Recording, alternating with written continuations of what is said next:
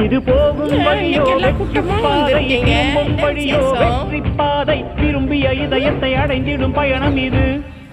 கடல் தாண்டும் பறவைக்கெல்லாம் வழியில் மரங்கள் கிடையாது, ஆனாலும் கண்டம் தாண்டும் பிறகுகள் வலிக்காது.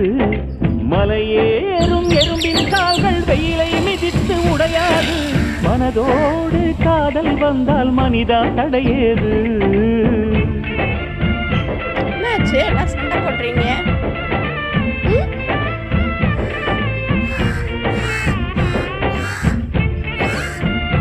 எதுக்கு சண்டை போடுறீங்க?